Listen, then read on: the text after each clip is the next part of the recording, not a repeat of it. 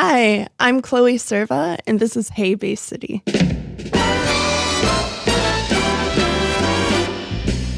That was the hardest part of this, and you did it so well. Chloe, before we start talking, can we talk about your pretzels? Because you walked in, and I opened up this box for the first time, and I'm sorry, camera, this is not going to do it justice. But inside this are five delicious, fresh out of the oven Pretzel Prizes. Can you tell me what I'm looking at right now? All right, we have the delicious original salt and butter. Oh, we have sesame garlic, which is my personal original favorite. It smells amazing. Like I almost interrupted you just to like people listening to this. I'm sorry, you can't smell it, but I can. So we're just gonna take a moment. It smells like garlic bread when you're baking it. Yeah. So it just like it makes me want like an Italian meal or something. Yeah. What's this next one? Confetti everything. It's basically an everything bagel. We have jalapeno cheddar, which is a cult classic. And then we have French onion. It's a special I do, and it's my favorite special. So I admitted to you embarrassingly that I've never had one of your pretzels, which is a shame. But I'm going to tell you that I did not expect this. Like I don't know if I expected like little like cookie size pretzels that are crunchy, but you came in like these. Each one of these is a meal. French onion, yes, for example. Yes. So that one especially. That one's like very filling.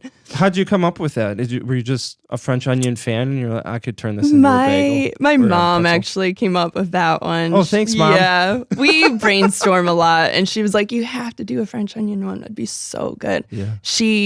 Growing up, she would always make French onion soup, so she helped me with that one, and I love it. It's probably one of my favorites. My goodness. Mm-hmm. And these are fresh out of the oven too. You're not choking around. Yeah. We were kind of laughing that I do this for the food.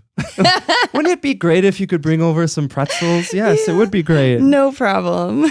So pretzels, but really you're from Portland. Mm-hmm. Let's talk about Portland, because I've never been to Portland. Really? Were you born in Portland? No. How'd you end up there? I was born in Saginaw, and I lived in Freeland growing up, and my family moved to Oregon when I was 19. Oh, wow. And I eventually moved out there. They moved out first. I was still going to school at Delta, and then I followed them. Got to finish the school here. Yeah. Yeah. And we went to the coast at first. And I eventually moved up to Portland and stayed there for 10 years. Dang. What's Oregon like for somebody that's never been there before? What is it like? The parts where I lived were very beautiful. On the coast, especially, I lived right on the border of California and Oregon, right on the coast. So it's just gorgeous. Like, yeah, my family's on the west side of Washington State. Oh, okay. And also gorgeous, also beautiful. But I really want to drive down to Oregon, because I mean, you hear so much about it, and it's kind of a different world out there. Yeah. I lived kind of by the redwood forest too, which is a place I never thought I would be. Especially like growing up in Freeland. You see trees that are maybe like 15 feet tall. Yeah, like, this is as big as it gets. It's so mind-blowing and gorgeous. Yeah. And then Portland, it's cool because it's a smaller city, but it's close to a bunch of waterfalls, and the ocean's only like an hour away. Whoa. So it's really, really close to just be in nature, but also have a really cool city life as well. Yeah, you get the best of both worlds, because usually you get one. If you get one, you don't get both. Yeah. Why the move from the coast to Portland? Because I wanted to live in a city. Yeah. I was thinking either San Francisco or Portland, and it just seemed cooler. Yeah. So from Freeland to the the natural majesty of the coast of Oregon to Portland. What were your impressions of Portland? You go kind of walking in there. I moved there right when Portlandia came out. Oh. So I was very curious. Like, what is it really like this? Yeah. Was it? Yeah. In what ways? Well, part of the time they were filming while I was living there, so I kept running into them. Yeah. Just the people are very, I mean, they do make them caricatures of the people, but a lot of it is spot on. But I adore it. I really appreciate that, just everyone being who they are. Yeah. Yeah. It's kind of like, welcome to Portland. I am who I am. Yeah, exactly. And they do not care what people think. Yeah. So looking at 10 years you were there? Mm-hmm. So after 10 years of living there, like what's your take on Portland? It's an amazing food city. I definitely learned how to eat there because I was a very picky eater growing up. Yeah. And I became friends with a lot of chefs there. The food scene's, honestly, it's just so good. So good. It's interesting to me because you don't, at least I haven't heard of that part of Portland. Like you hear about some other kind of culinary scenes, but I mean, Portland being such kind of an interesting city and weird in the best possible way, it makes a lot of sense that chefs would kind of gravitate there and experiment and play with flavors, things like that. Yeah, it's super fun. Yeah. So they brought you over from being a picky eater to being a little more adventurous? Yeah, I did have a boyfriend for a while who was working at restaurants. So a lot of his chefs I would come into the restaurants and his chefs would be like, Chloe, try beef tongue for the first time or mussels or blood sausage, like just stuff I would never, ever, ever order. And I have the chef who made it looking at me, like handing it to me for free, like, try this. Yeah. It's a little bit different if your boyfriend says, no, come on, it's just beef tongue. Yeah. And then the person who made it saying, I've made this for you. Yeah, they're like intimidating too. So I'm like, okay, I will. But yeah, I definitely learned a lot about what I really like and what I don't. Yeah. Yeah. So Freeland, coast of Oregon to Portland. You were there for 10 years, having fun, exploring food. How'd you end up back to Bay City? The pandemic. Boo, pandemics. I mean, yay that you're here, but we could do without a pandemic. Also, my grandparents, they were both sick, so I wanted just to be close and spend more time with them. So it was time. It was in the middle of a pandemic, and I realized my mom called me and told me that my grandpa had cancer. And that same day, I was supposed to sign a lease to a new apartment. Oh, wow. But instead, I got a flight home and moved home. So it was a very incredible spur of a moment, but I'm like, I just have to. You're a good human. Thank you. Yeah, you're a good human. I mean, I can say that from this perspective, but in the moment, like that, was it a tough decision? Was it an easy decision?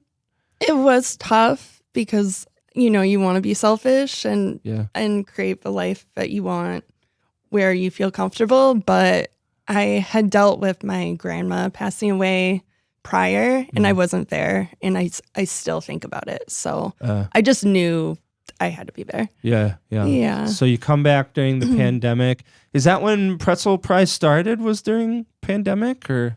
Yeah, kind of. How did it come to be? Did you just start playing around with some baked goods at home or what? So my timeline's a little weird. I moved back like February, March of 2020 originally. And then 9 months later, I moved back to Portland to like try to start again. Yeah. And that's when my mom called me and my grandpa. Yeah. Okay.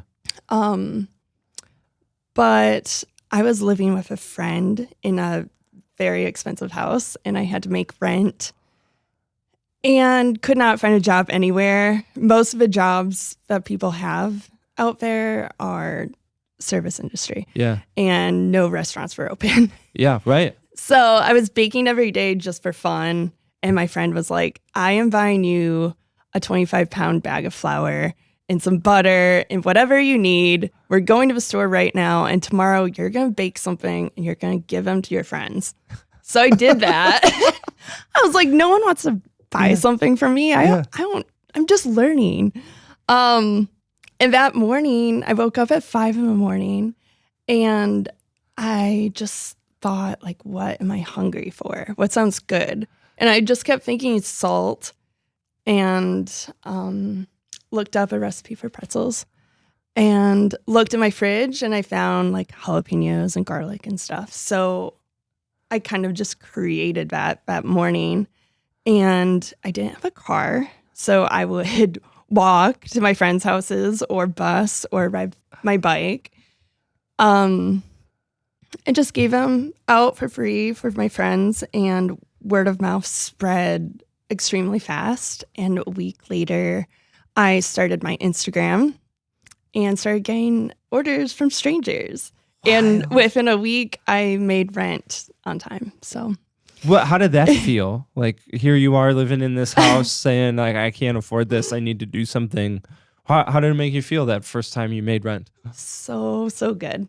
I've never like put myself out there in that way, or had that much confidence in myself, or like I really didn't have the confidence at first. I just had to be brave and push myself to do it. I mean, literally, you have a friend saying, Chloe, I'm buying you 25 pounds of flour and you're going to make something tomorrow and you're going to give it to us and we're going to love it. Like, and that's such a fun, it's such a fun like origin story because you assume like, I went to school for the culinary arts and I've always been intrigued by textures. But here you are, like, I'm a picky eater, chicken and cheese, grew up on it. Yeah. And that, like, you're not called to make pretzels. You haven't been crafting the finest pretzels for the last 27 years. Like, literally, you were kind of pushed into it and did something really great and people loved it. Yeah.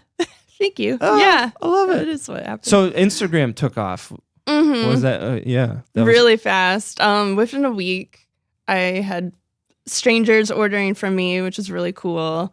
I had them just meet me at this like picnic table down the street. Like I would be like, I'm just here wearing this, and I'll just have a bunch of bags with me. And people would just like strangers would come buy them from me. If you see a lady with bags of pretzels, that's me. I'm there for you.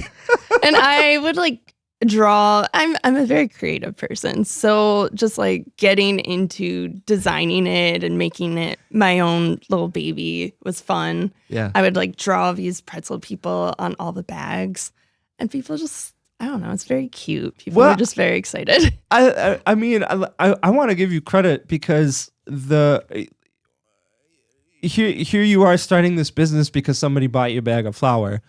But the brand of it is so good. Like Pretzel Prize, like, ooh, the name. And then you look at the design of it, of the kind of the creativity of it. It's very compelling.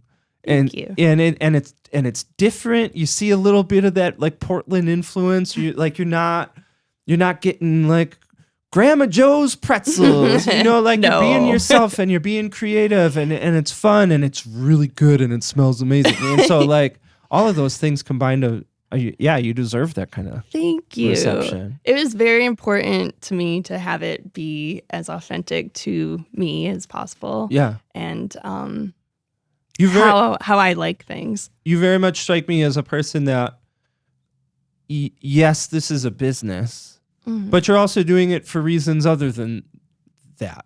Is that true? Yeah. Okay. Yeah, I would say so. Like almost like a form of expression and creativity. Like that comes first, and then if you want to buy my pretzels, cool.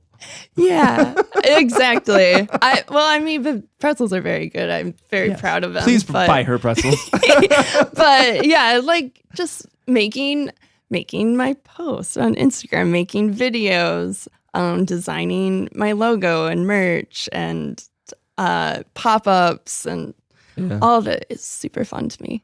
What's been the business thing that you've learned, like your biggest lesson so far? Mm, probably time management for myself yeah. and talking to people. And you're doing such a good job of it. Thank you. Yeah, the time management, especially if you're inherently a creative person, Yeah. it's kind of an adjustment, and you kind of have to fight that battle because people want their pretzels at 9 a.m. when they said they were going to meet. It's like, yeah, but I'm not feeling inspired today. Well, yeah, a lot of people will ask me if I will do pre-orders and orders on more days, and because I do it usually every Friday as a pickup. Oh, The way I have it set up is to create anticipation and to make people excited for Friday, and I like having time to myself the rest of the week. I get to spend time, like so much more time with my family. When I lived in Portland, I would only see my mom like once a year and my grandparents like every couple of years. So now it's like I finally have that time. Yeah, you got to take advantage of it. Whereas like you can pick up every single day, and now you're very close to those people, but you're also seeing them once a year because you're constantly baking. Yeah, exactly. I had thought of what it would be like if I owned a shop and I was there every day, and I'm not really sure how that would go. Yeah. I agree with the scarcity part of it. My brother has a friend, and she's also huge on Instagram.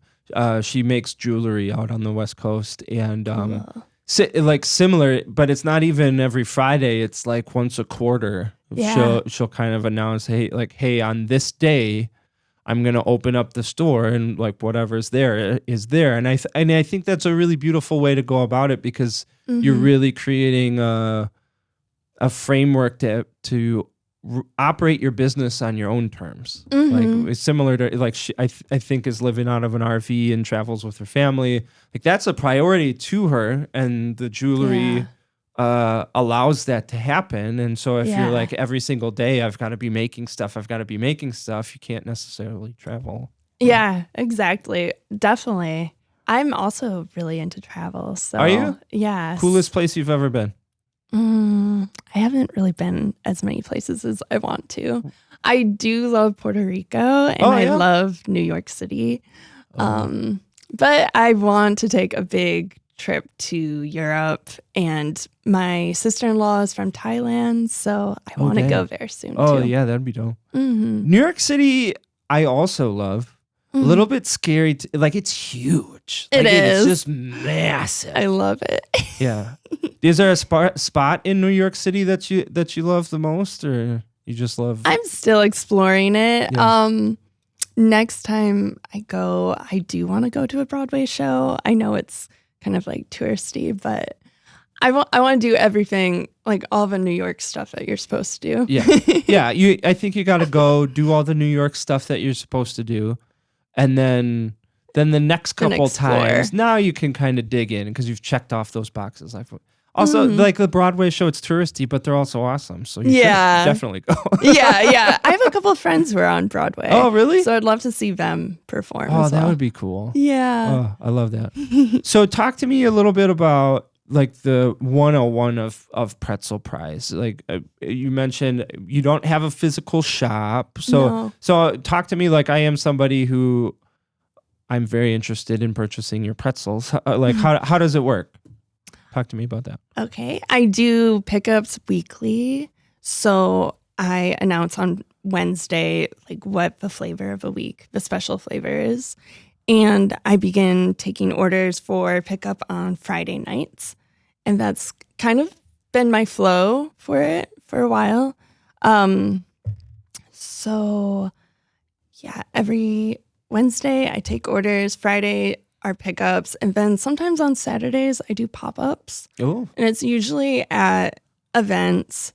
So I've done like record store day Oh, or fun. the vintage shop or shows, or I've done them at Populous Cafe, Yeah. Harless and Hugh.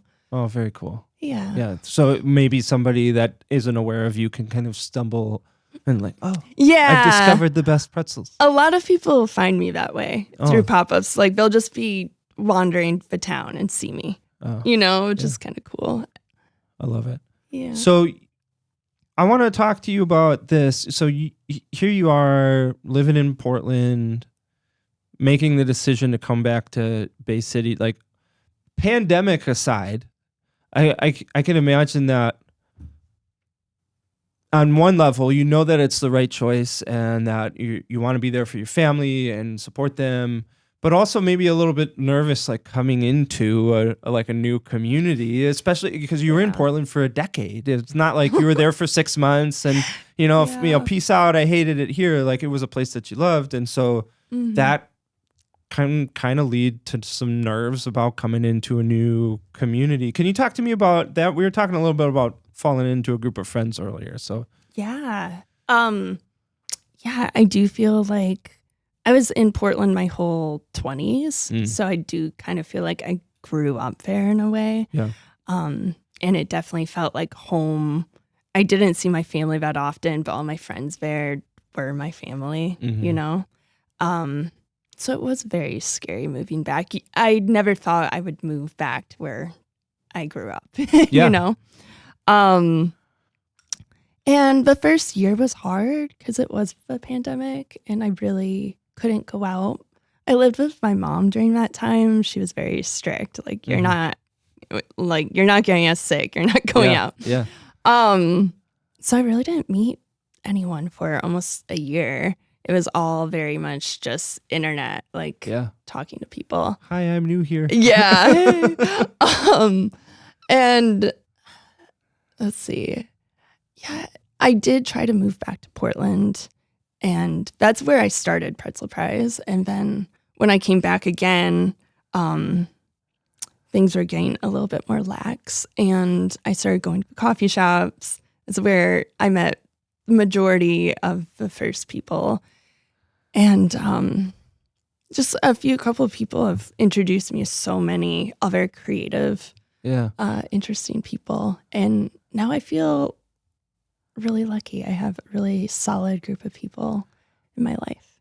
I love that part of your story because it really highlights the power that we all have to make somebody feel at home. Like listening to the podcast and the stories that we do, it can give people the impression like you're important if you're a business, and then that's not true. And here you are having this group of friends that really, I think in a beautiful way, kind of changed your life, because had you not met them, you would have been this girl from Portland that moved during the pandemic and didn't meet anybody, and things are super weird. And I think we underestimate the power that we can have. Just be like, hey, you want to go grab a cup of coffee with somebody? Yeah. It is cool because I feel like everyone I've become close with is super creative, and a lot of them do have their own businesses as well. Yeah. So it's really fun to bounce ideas off of each other and get advice from each other, and hang out at their shops. Yeah. And it's a very friendly community. Having that community of creatives, how does that in turn help you as someone who is creative? I do feel like we help brainstorm with each other a lot. I get a lot of my pretzel ideas with my friends, just talking about food, and then we're like, oh my God, we should do that. I think we all kind of help each other too. We try to promote each other's businesses and really Yeah. I ran across this rule for creatives once. It's actually a really beautiful poster from I won't talk about the organization here, but it's this beautiful poster, like rules for creatives, and one of the rules on it was something about that your creative mind and your editing mind are two different things. And so if you're in create mode, you got to be in create mode because you've got to have that flow and that freedom and that ability to make mistakes. And the edit mode comes in after. It's like, okay, now I can look and say what is good, what is not, what it can be approved, what I have to throw out. And I think about that, like having a community of creative people is like surrounding yourself with that creative brain. Mm-hmm. The business part is the editing part. Mm-hmm. It's like, okay, that feta cheese, onion, candy corn, chocolate syrup combo was not great. It was fun at the time making it.